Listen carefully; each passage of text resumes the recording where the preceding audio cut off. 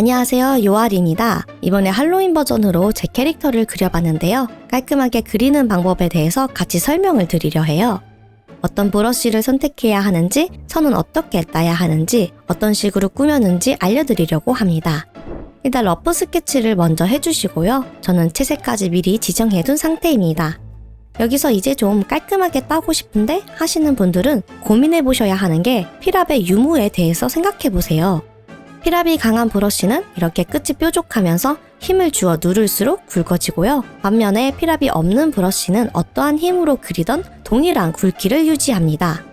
그리고 브러쉬의 텍스처나 두께에 따라서도 느낌이 다를 수 있는데요. 이렇게 거칠고 두꺼운 브러쉬로 그린 그림과 얇은 펜으로 그린 것도 보시고, 그리고 조금 두께를 준 펜의 경우 비교해보면 이런 느낌이죠. 어떤 게 구상하신 것에 맞는지 또는 원하는 느낌이나 취향에 맞게 선택해주세요. 저는 좀 깔끔한 느낌을 나타내고 싶을 땐 필압이 없는 둥근 브러쉬를 사용합니다.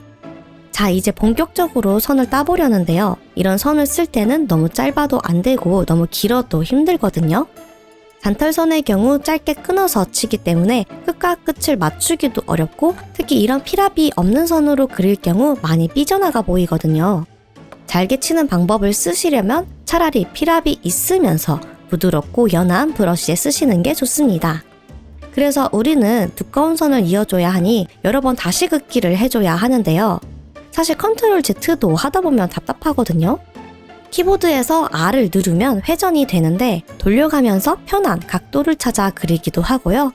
또 선을 그었는데 위쪽은 마음에 들고 아래쪽은 고치고 싶다? 그러면 또 마음에 들 때까지 영원히 컨트롤 Z만 할 수는 없어서 이어서 그릴 끝쪽 부분을 지우개로 날카롭게 지워서 깎아주시고 그 후에 이어서 쭉 그려보세요.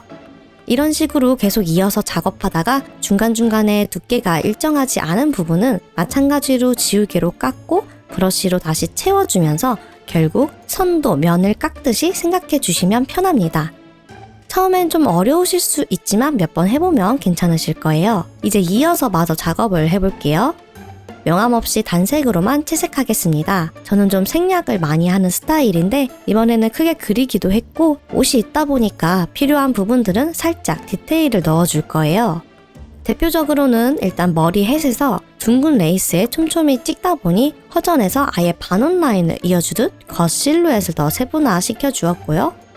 치마 면적도 넓어서 허전해 보이니 흰색 라인과 검정 리본을 추가해주고, 레이스에 약간의 접힌 자국들도 넣어봤어요. 머리끈에 스티치 문양을 넣고 단색 컬러였던 선화에 마스크 레이어를 이용해서 컬러 포인트를 추가로 넣어주었습니다. 포인트로 살릴 부분은 살리고 눌러줄 부분은 눌러주는 식으로 강약을 조절한다고 보시면 되어요. 자, 그리고 클투의 장점이죠. 기존에 다운로드 받았던 귀여운 소재 브러쉬를 활용해서 꾸며주면 완성입니다. 제 포토 프린터 사이즈에 맞게 그렸는데요. 모바일 배경화면으로도 쓰고 싶어서 그림을 늘려서 재배치하거나 모자란 부분은 이어서 그려주면서 배경화면 사이즈에 맞게도 만들고 홍보용 이미지까지 제작해 보았습니다.